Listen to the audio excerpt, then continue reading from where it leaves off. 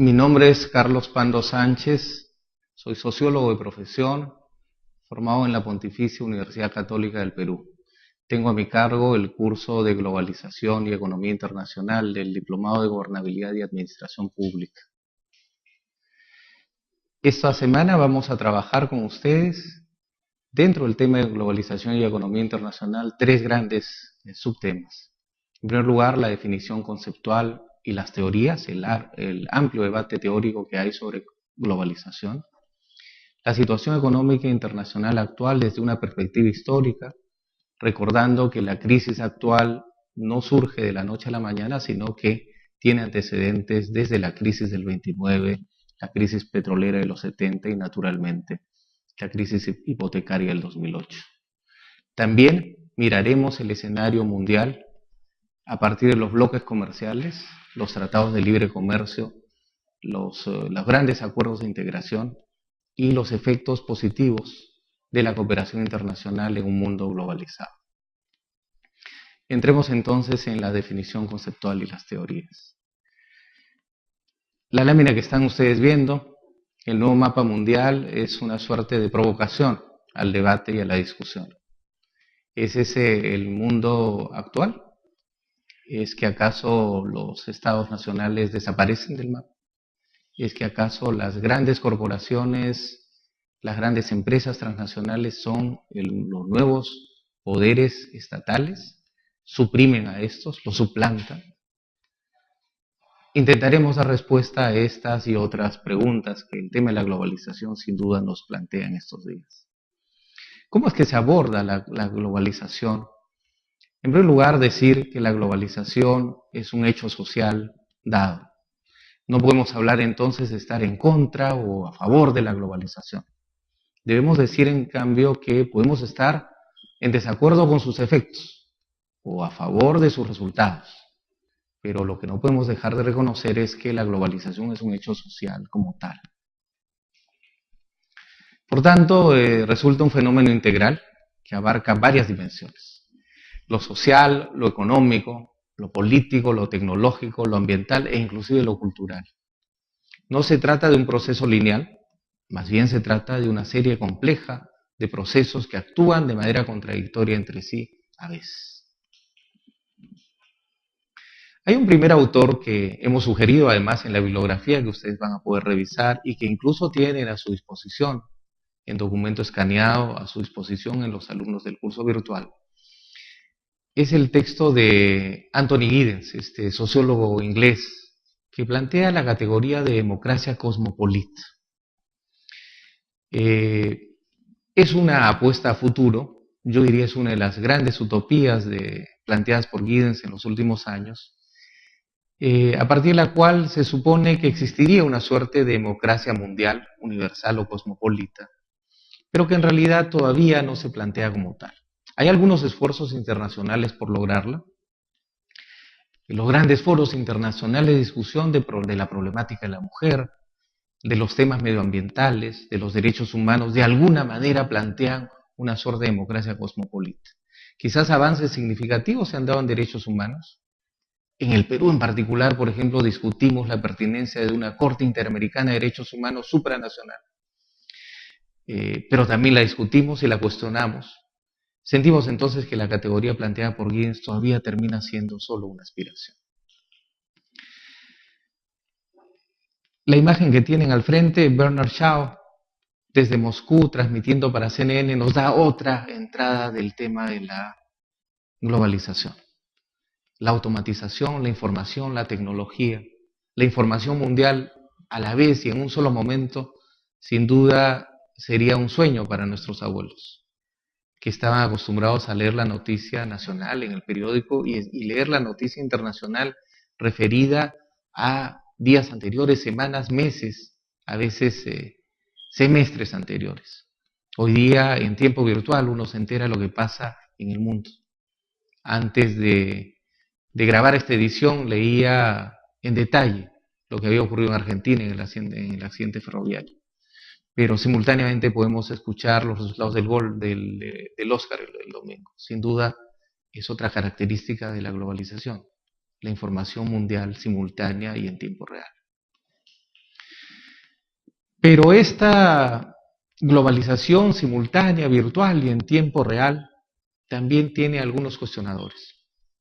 El científico social alemán Ulrich Beck cuestiona la idea de globalización entendida como una apuesta a futuro optimista.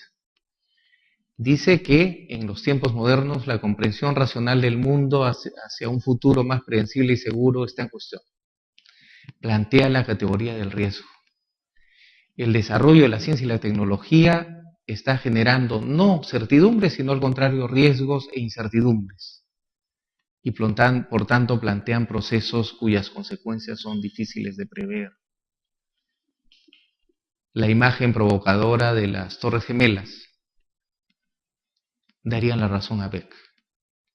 La primera potencia mundial, cuestionada en el año 2001 a partir de la vulnerabilidad de su centro financiero mayor del mundo además. La teoría del riesgo no solamente en el terreno militar, sino también en el terreno medioambiental, en el terreno de la no predicción de catástrofes por efectos de los cambios climáticos que también la globalización acelera y acentúa. Hay, sin embargo, algunos efectos positivos de la globalización. Para Giddens, por ejemplo, la comunicación electrónica que hace posible la comunicación mundial, la rapidez de la misma que nos informa sobre lo que pasa en el mundo en sociedades y realidades diferentes, la innovación de las comunicaciones que llega a más personas en cada vez menos tiempo es sin duda un efecto muy favorable de la globalización y una de sus principales características. Otro efecto de la globalización, sin duda, es la movilización del capital a espacios de producción de menor costo. Las grandes transacciones mundiales, la búsqueda de nuevos espacios para el desarrollo del capital han generado también algunas contradicciones en el mundo moderno. Frente a la búsqueda de un nicho de mercado y una posibilidad de producción a menor costo, ha surgido el trabajo barato. Frente a esto, surge la idea necesaria de buscar como alternativa el trabajo decente. Un trabajo que permita satisfacer necesidades personales y familiares de alimentación, salud y seguridad y educación de los hijos de acuerdo con los estándares de la modernidad. Sin embargo, ese trabajo que asegura ingresos al llegar a la época de jubilación y donde los derechos laborales son respetados, también entra en cuestión en el mundo de bienestar de la sociedad occidental, europea o norteamericana. Lo veremos más adelante cuando veamos economía internacional actual. Los cambios generados a partir de los años 90 en que surge la globalización como tal, nos marcan algunas aseveraciones que podemos darlas como sentencias ciertas ahora. Joaquín Estefanía, un científico social vinculado al análisis del Fondo Monetario Internacional, definía globalización para inicios de los 90 como la interdependencia económica creciente entre los países del mundo, que supone un aumento del volumen y variedad de las transacciones transfronterizas de bienes y servicios, así como el flujo internacional de capitales, al mismo tiempo de una difusión acelerada y generalizada de la tecnología. Sin duda, la globalización tiene como centro la transacción económica, la búsqueda de nuevos mercados, el intercambio comercial a nivel mundial, pero también tiene los efectos descritos antes: democracia cosmopolita, posibilidad de riesgo mayor, tecnología, automatización, simultaneidad. Y este marco global sin duda tiene efectos nacionales. En el caso peruano podemos afirmar algunas 4 tendencias de la globalización para el Perú. En primer lugar, el fin del intervencionismo estatal, la construcción del Estado presente en la economía que gravitó en la segunda mitad del siglo XX, gobierno militar de los años 70, incluso antes del gobierno militar de los años 70 ya se perfilaba a partir del Instituto Nacional de Planificación un Estado interventor importante y que dura con la recuperación de la democracia de los 80, el segundo gobierno del arquitecto de Lagún, el primer gobierno del presidente García. Podríamos decir que había un aparato estatal importante en la economía nacional. Este desaparece en los años 90. el ajuste estructural más las privatizaciones de los años 90, sin duda, hacen que en el Perú podamos decir que el Estado se reduce simplemente a políticas regulatorias y mayor asignación de mercado, de recursos a nivel del mercado. Un segundo concepto que debemos tener en cuenta es el cuestionamiento del Estado-Nación. No es que desaparece el Estado Nacional, de hecho lo tenemos y muy fuerte todavía, pero sí existe la idea transformada de fin de la unidad nacional como concepto. Las transacciones comerciales, los libres mercados, la baja de las barreras arancelarias significan un mundo más bien en el cual el intercambio comercial ya no tiene mayores restricciones a nivel de fronteras. La imagen de Ronald Reagan y Gorbachev significan el momento de quiebre del estado de bienestar anterior y el paso al mundo de la globalización o al mundo globalizado. Una tercera idea, para efectos latinoamericanos y peruanos, es la sociedad de la información. El fin del capitalismo industrial, entendido como prioritario, como gran acumulador de valor, da paso más bien a la acumulación basada en el conocimiento. El famoso libro de Alvin Toffler señalando que el conocimiento es el valor más importante de principios del siglo XXI, sin duda se afirma a través de la llamada sociedad de la información. Y el fin de la idea de modernidad, discutible, la famosa afirmación de Francis Fukuyama, el fin de la historia, pero que sin embargo significa que entramos a una etapa de posmodernidad como respuesta al racionalismo y a la ciencia como instrumento de cambio y transformación del hombre. Sin duda entramos entonces a una era posterior a la modernidad, la posmodernidad. En el caso de América Latina, sin duda resulta muy importante reflexionar y dar algunas pinceladas alrededor del gran mandato económico-político que permitió el paso a la globalización, el llamado Consenso de Washington para América Latina.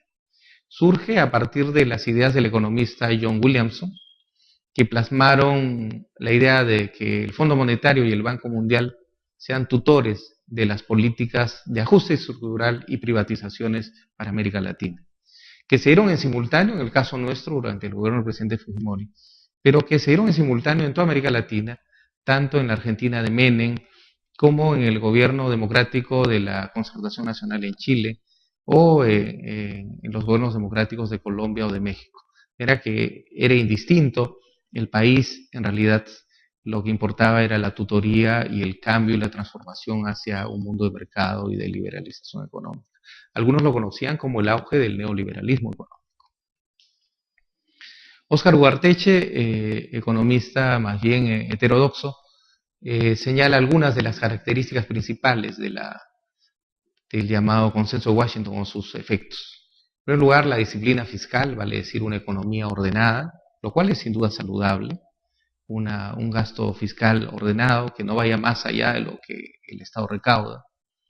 El reordenamiento de las prioridades en el gasto público, vale decir que el gasto público sea fundamentalmente inversión en desarrollo productivo. Reforma tributaria que supuso construir una amplia base de recaudación, en nuestro caso es paradigmático la SUNAT de los 90. Antes de los 90 nuestra antigua dirección de recaudación fiscal era bastante precaria y ahora tenemos una sólida SUNAT que todavía no logra lamentablemente recaudar en los niveles que debería, pero que es un emblema, digamos, de la etapa de reforma neoliberal de los 90.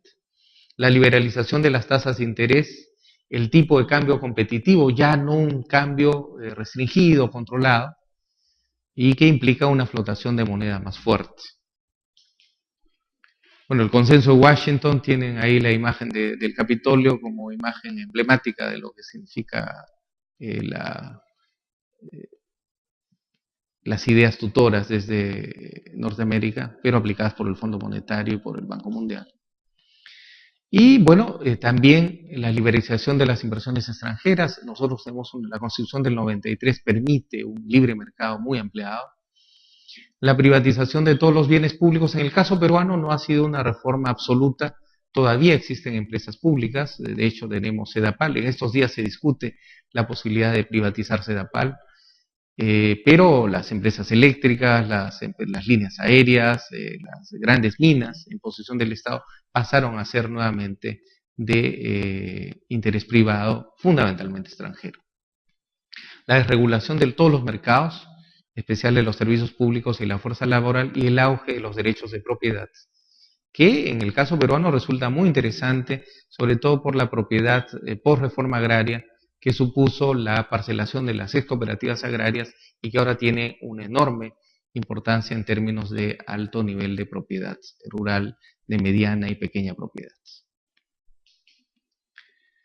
Esto también tiene sus críticos. Yo quiero anotar ahí, por ejemplo, la mirada del profesor Jürgen Scholl de la Universidad del Pacífico, que cuestiona el modelo de desarrollo que a partir de las reformas del ajuste estructural y la privatización de las empresas públicas se ha dado en el Perú.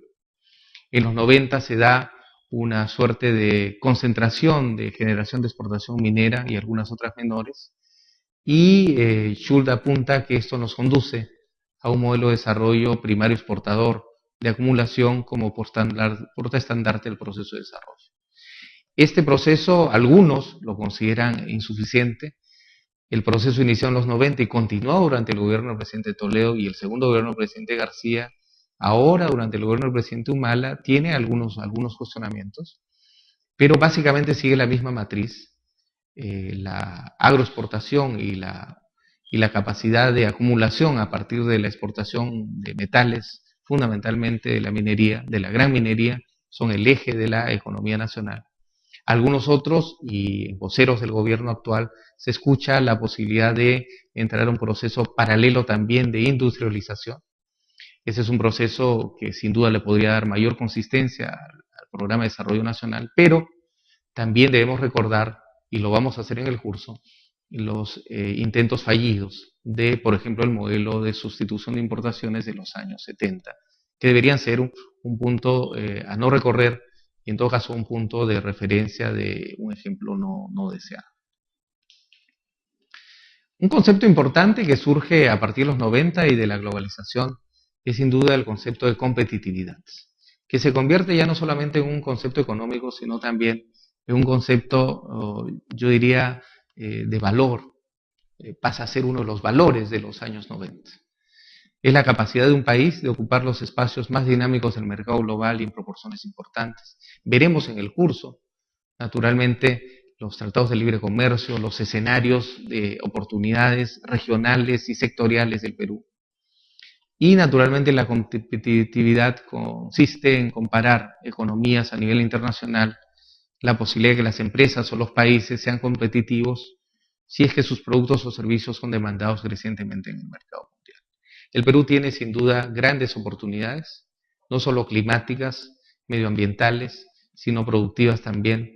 Nuestra costa norte, con su gran potencial agroexportador, nuestra sierra con alguna potencialidad también agroexportadora inicial, y sin duda también nuestra tradicional exportación de metales.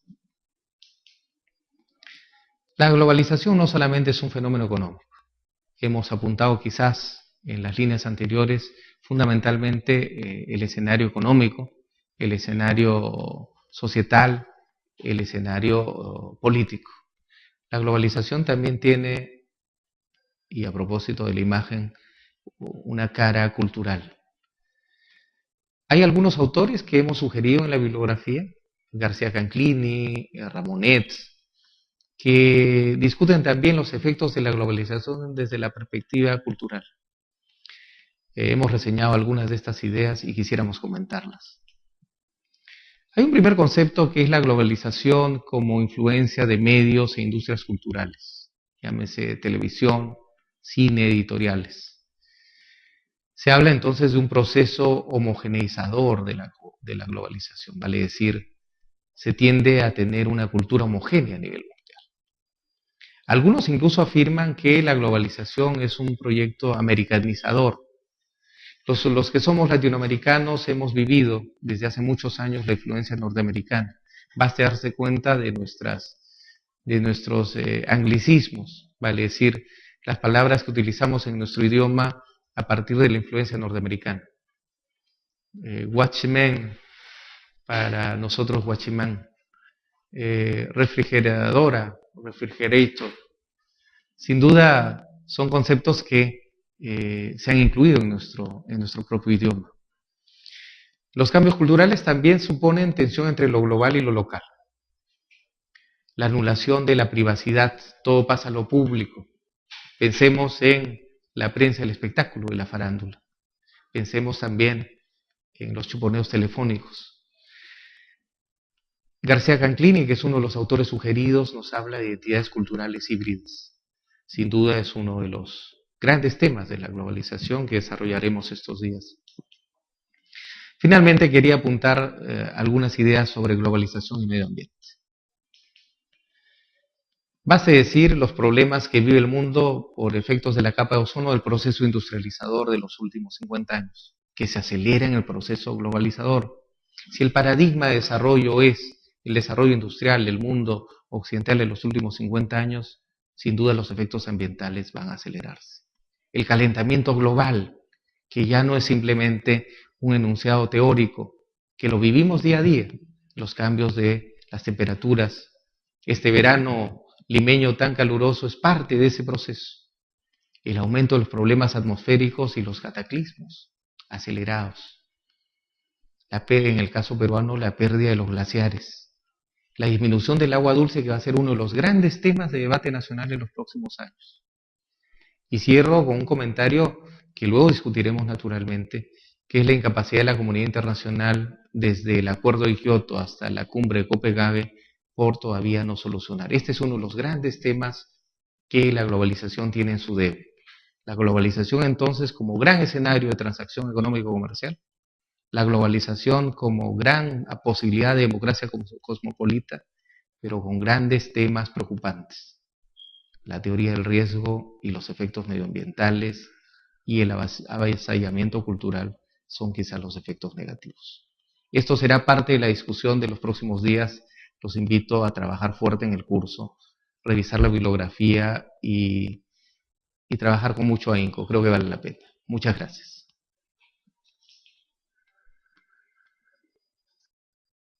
Son los nuevos poderes estatales, suprimen a estos, los suplantan. Intentaremos dar respuesta a estas y otras preguntas que el tema de la globalización sin duda nos plantea en estos días. ¿Cómo es que se aborda la globalización?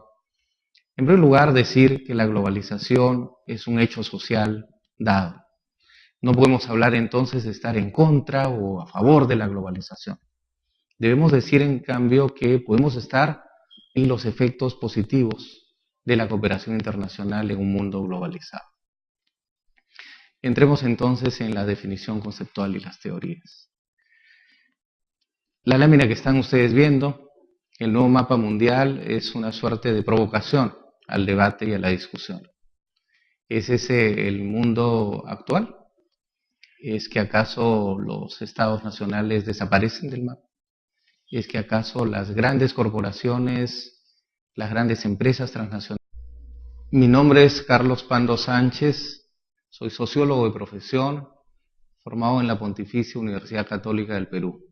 Tengo a mi cargo el curso de Globalización y Economía Internacional del Diplomado de Gobernabilidad y Administración Pública. Esta semana vamos a trabajar con ustedes, dentro del tema de globalización y economía internacional, tres grandes subtemas. En primer lugar, la definición conceptual y las teorías, el amplio debate teórico que hay en desacuerdo con sus efectos o a favor de sus resultados. Pero lo que no podemos dejar de reconocer es que la globalización es un hecho social como tal. Por tanto, resulta un fenómeno integral que abarca varias dimensiones. Lo social, lo económico, lo político, lo tecnológico, lo ambiental e inclusive lo cultural. No se trata de un proceso lineal, más bien se trata de una serie compleja de procesos que actúan de manera contradictoria entre sí a veces. Sobre globalización, la situación económica internacional actual desde una perspectiva histórica, recordando que la crisis actual no surge de la noche a la mañana, sino que tiene antecedentes desde la crisis del 29, la crisis petrolera de los 70 y naturalmente la crisis hipotecaria del 2008.